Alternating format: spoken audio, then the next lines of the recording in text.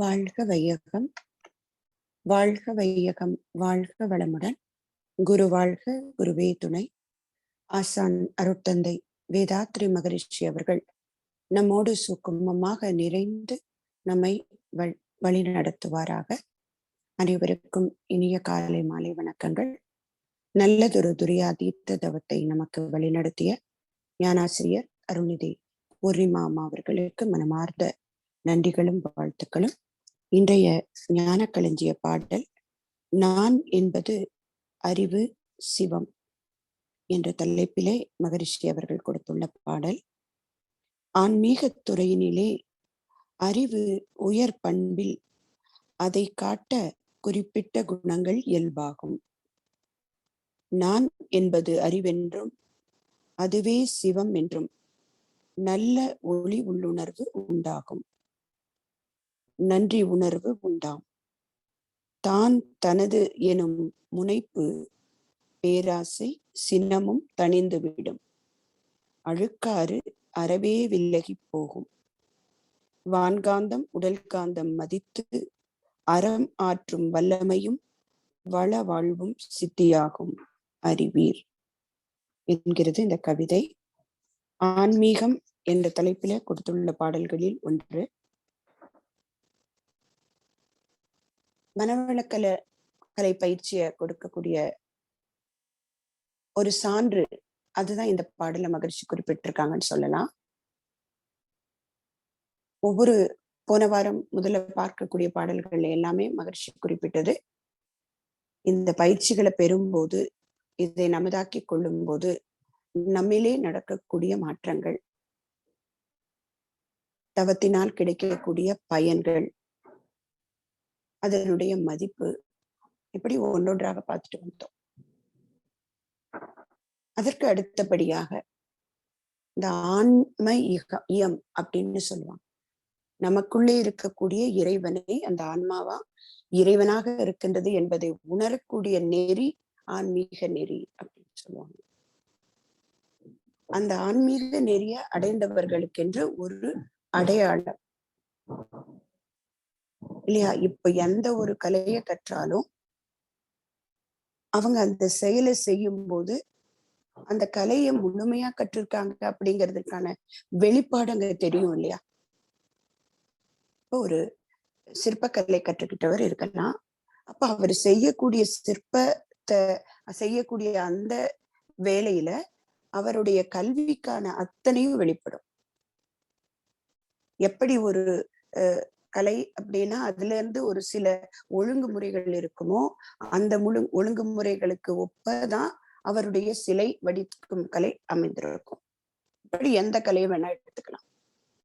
அதே போல இந்த ஆன்ம நெறி, ஆன்ம இயம் அப்படின்னு சொல்றோமே, ஆன்மீகம் அப்படிங்கிறது ஒரு தனியான ஒரு காலகட்டத்துல மட்டும் நம்ம பின்பற்றக்கூடிய ஒரு விஷயமா அப்படின்னா இல்லை.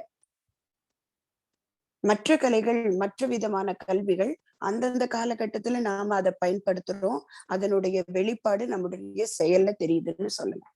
இப்போ கணிதம் படிச்சிருக்காங்க ஒருத்தர் அப்படின்னா அவங்களோட வேலையில அந்த கணிதம் படிச்ச அந்த கல்விக்குண்டான தன்மைகள் வெளிப்படும். அது அங்க வேலை செய்யும் போது நேரம் மட்டும்தான். மற்ற நேரம் எல்லாம் அவங்க மேத்தமெட்டிஷியனா இருப்பாங்கன்னு சொல்ல முடியாது. ஒரு சமையல் கலை செய்யறவங்க, அதுல உன்னதமான நிலை அடைஞ்சவங்க அப்படின்னா அவங்களுடைய முழு பரிமாணமும் எப்ப வெளிப்படும்?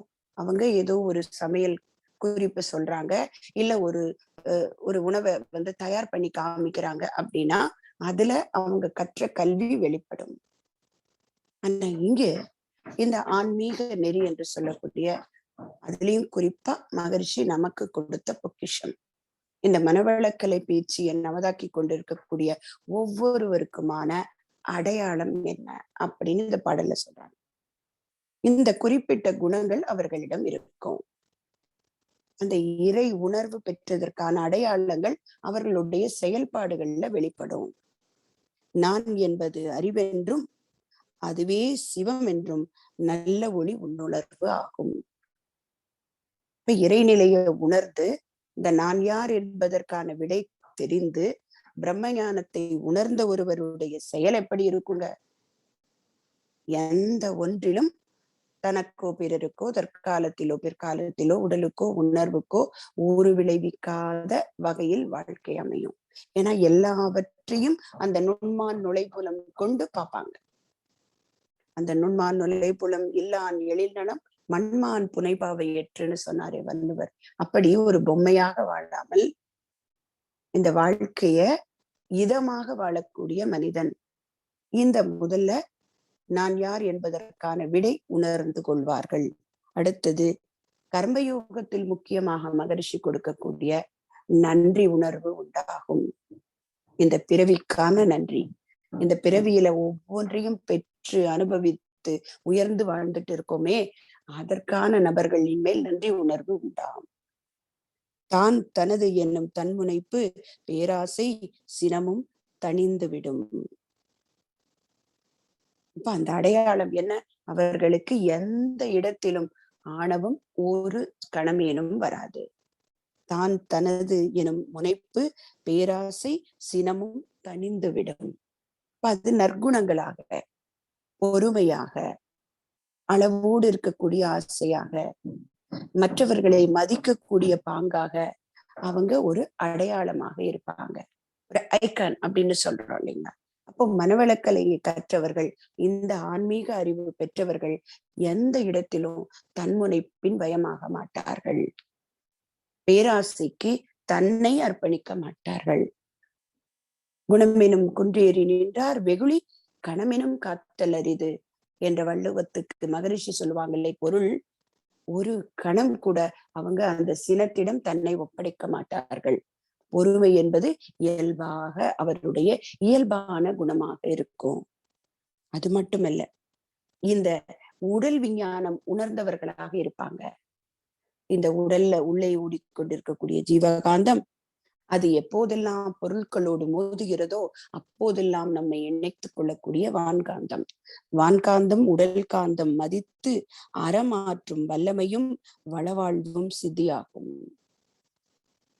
அவர்களோட வாழ்க்கை என்பது முழுமையான மனவளக்கலை கண்ட வாழ்க்கையாக அமைஞ்சிருக்கும். அப்ப இது எல்லாம் அவர்களிடமிருந்து வெளிப்படும். அப்படின்னா அது சாதனையாக இருந்தா தானே முடியும். ஏன்னா ஒரு ஒரு கல்வியை கற்றுக்கிறோம், ஒரு ஏட்டினிலே கதைத்து விட்ட ஞானம் கற்று ஏக்கமுற்று அதை அடைய ஒரு மனம் விரும்பி, இப்ப இன்னைக்கு கூட நம்ம நிறைய கேள்விப்படுறோம், நிறைய அகத்தவங்களை யூடியூப்ல பார்த்து பண்ணிரும் அப்படின்னு எல்லாம் சொல்றாங்க. அப்ப அதெல்லாம் வெறும் ஏட்டுச்சுரைக்காயத்தாக இருக்கும். அப்ப அது எப்படி இருக்குங்க? வெறும் போதனையாக இருக்கும். அப்படி போதனையாக இருக்கக்கூடிய மார்க்கத்துல கற்றுக்கொண்டோமானால் அந்த ஆன்மீகம் என்பது அவர்களிடமிருந்து இயல்பா வெளிப்படுவதற்கு வாய்ப்பில்லை, இல்லைங்களா? இப்போ ஒரு உதாரணத்துக்கு பார்த்தோம்னா, அன்றைய காலகட்டத்துல நிறைய தவம் செய்ததாக சொல்லக்கூடிய ரிஷிகளும் முனிகளும் பாத்தீங்கன்னா ரொம்ப குறிப்பிட்டு சொல்லக்கூடிய ஒரு சில நேரங்களில் அவர்கள் தன்னை காத்து கொள்ள முடியாமல் சினத்தின் வயப்பட்டு சாபம் கொடுத்ததெல்லாம் நம்ம கேள்விப்படுறோம். துர்வாசர் எனக்கூடிய ஒரு மிக சிறந்த முனிவர், அவ்வளவு தவ ஞானி அப்படிங்கிறோம். ஆனா அவர் ஒரு கணம் காக்க முடியாமல் சினத்தின் வயப்பட்டு சபித்ததாக பார்க்கும். அப்ப இது எல்லாம் ஆன்மீகத்திற்கான அடையாளமாக இருக்க முடியுமா? அந்த அடையாளம் என்பது என்னங்க? எந்த நேரத்திலும் அந்த மனவளக்கலை பிடியிலிருந்து நாம் விடுபடாமல் இருக்கக்கூடிய ஒரு தன்மை. இது அத்தனையும் ஆன்மீக கல்வி கற்றவர்களுக்கு இயல்பாக அமைந்துவிடும். நேற்று மகரிஷியுடைய ஒரு வரிகள் படிச்சேன். ஒரு மனிதன் எந்த அளவுக்கு ஞானம் பெற்றிருக்கிறான் அப்படிங்கிறதுக்கான அடையாளம் என்ன அப்படின்னா அவனுடைய குடும்ப அமைதியினுடைய சதவிகிதம் தான் அப்படின்னு சொல்றாங்க மகரிஷி. அப்ப அது ஒரு வெளிப்பாடு இல்லையா? அப்போ மகரிஷி கொடுத்த இந்த ஆன்மீக நெறியை கற்றுக்கொண்டு வாழக்கூடிய ஒவ்வொரு மனிதனிடமும் இந்த குணங்கள் அத்தனையும் இயல்பாக இருக்கும் என்பதை மகரிஷி அறுதியிட்டு உறுதியா சொல்றாங்க. இப்ப நாம அதுவாக மாறும்போது அந்த குணங்கள் நமக்கு இயல்பாக மாறிவிடும். அப்ப அதற்கான பயிற்சியில தான் நம்ம ஒவ்வொரு நாளும் நம்மை உயர்த்தி கொண்டிருக்கிறோம். நம்மிடம் உள்ள வேண்டாதவற்றை வடிகட்ட இந்த ஆன்மீகத்தின் உச்சகட்டம் என்ற படிநிலைக்கு முழுமை பேரு நோக்கி நாம் சாதனை மார்க்கத்தில் நடக்க துவங்குகிறோம். அதுவே மனவளக் கலைஞருக்கான அடையாளம் என்பது இந்த பாடல் நமக்கு உணர்த்துகிறது. பாடலின் வழி நடப்போம், ஒவ்வொரு நாளும் மனவளக் கலைஞராக வாழ்வோம் என்று கூறி வாய்ப்புக்கு நன்றி பாராட்டி அமைகிறேன். நன்றி, வாழ்க வளம்.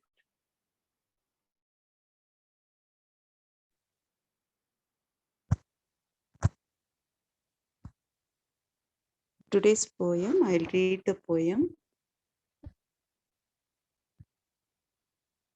நான் என்பது அறிவு, சிவம். Poem number 1433. நான் என்பது அறிவு, சிவம். ஆன்மீக துறையினிலே அறிவு உயர் பண்பில் அதை காட்ட குறிப்பிட்ட குணங்கள் இயல்பாகும். நான் என்பது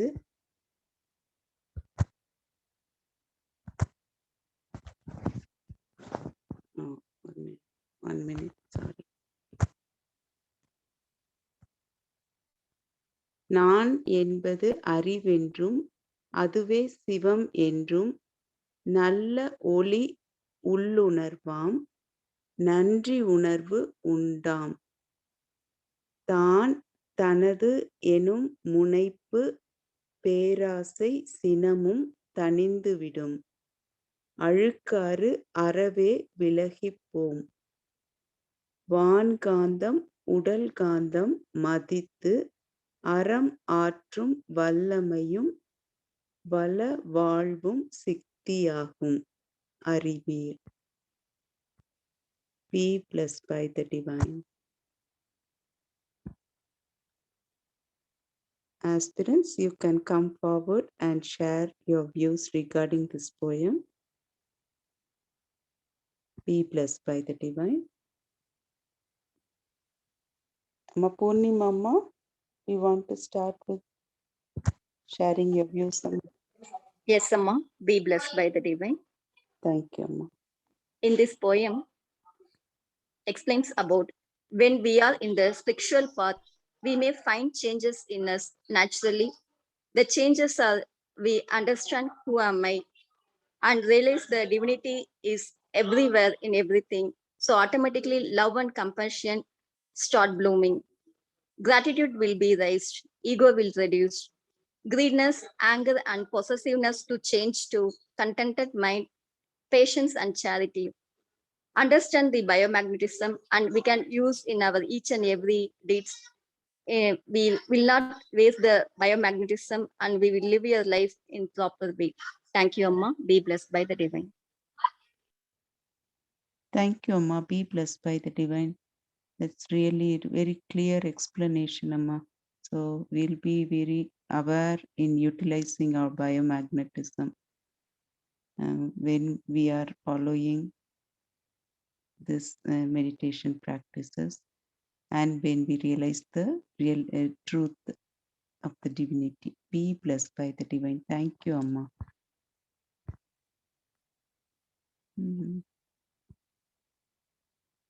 Thangavelu Ayya, do you want to share, Ayya? Be blessed by the divine.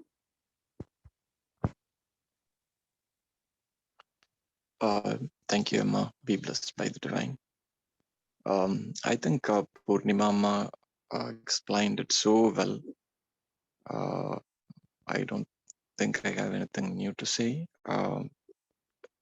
I think only one point that I want to say here is the answer to who am I? By doing all these exercises, we realize that we are the pure consciousness or awareness, and we go into the elevated state of being during the meditation when we practice it every single day. And that elevated state leads us to feel joy and happiness. And we open our heart to be very kind to all the family members and friends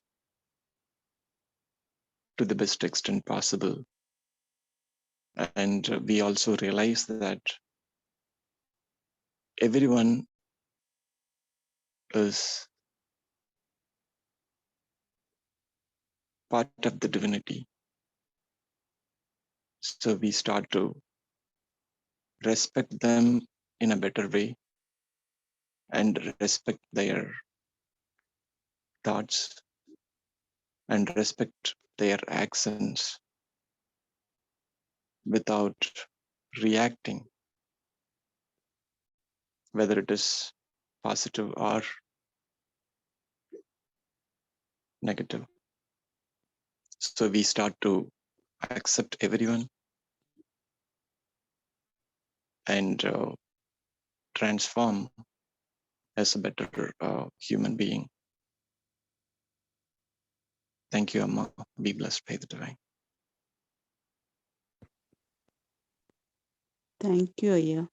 That is very clear explanation, and what you have understood, you have expressed in the best way, Aya. Like we are connecting with the divinity.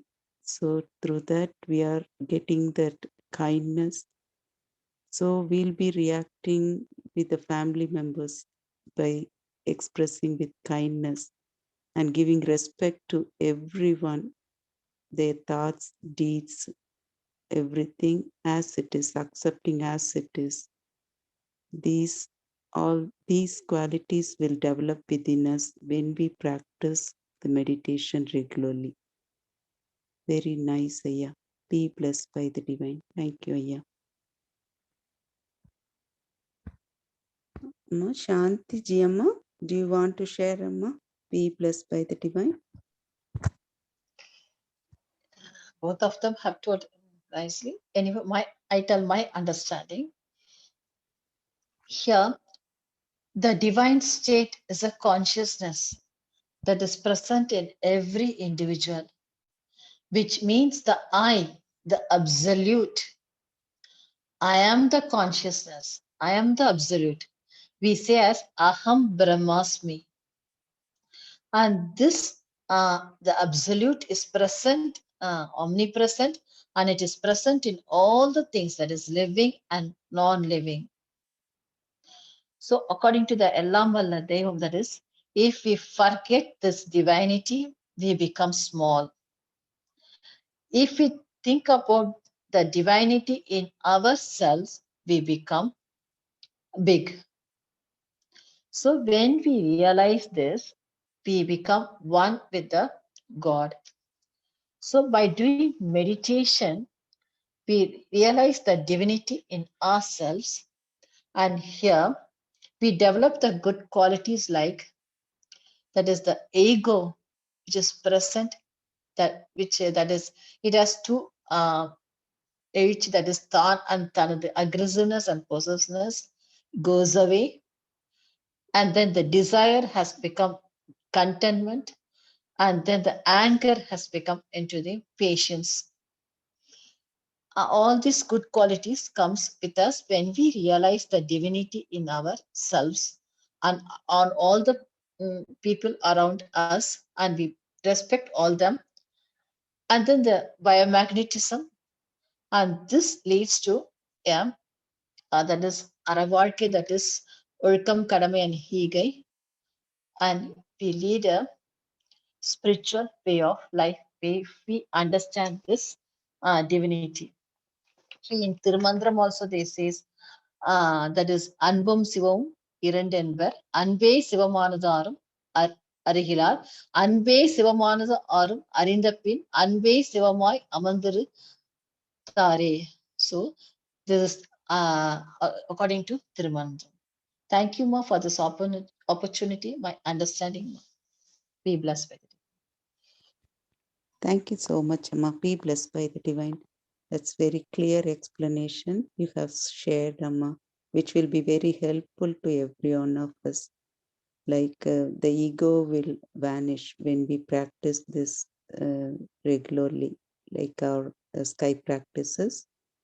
So, and we'll be utilizing our biomagnetism in the very proper way, which will bring the kindness, love, and compassion in ourselves and also with everyone whomever we are leading, in and around us.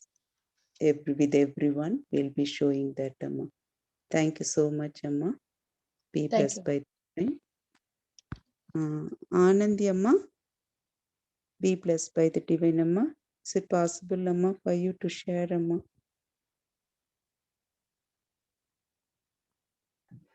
Be blessed by the divine. Purnima Amma, Shanti Ji Amma, and Tangavelaya. Everybody gave very nice explanation. I think this is the continuation of yesterday's poem. Through meditation, we are traveling inside, and that is called the divine spiritual way of life, spiritual path that leads us from our mental frequency to the divine frequency, from the human nature to divine nature. Then slowly we understand that I is the super consciousness within us, everywhere, elsewhere. Like that, each and everything is made up of that. I am that. That, like, our understanding goes on. Our habits become good habits, not to hurt anybody, no greedy, no miserliness. Like that, everything changes in us by understanding the biomagnetism as well as the universal magnetism. So whatever we are in a Vegam, we used to say 14 to 40 cycles. That is the expense of our, with the expense of our life force energy only, we are doing all such things. In the spiritual path, we understand the calmness, and all that qualities become a good quality, and that calmness is leading us towards to reach us the divine by understanding the goal of life. Thank you, Amma. Thank you so much.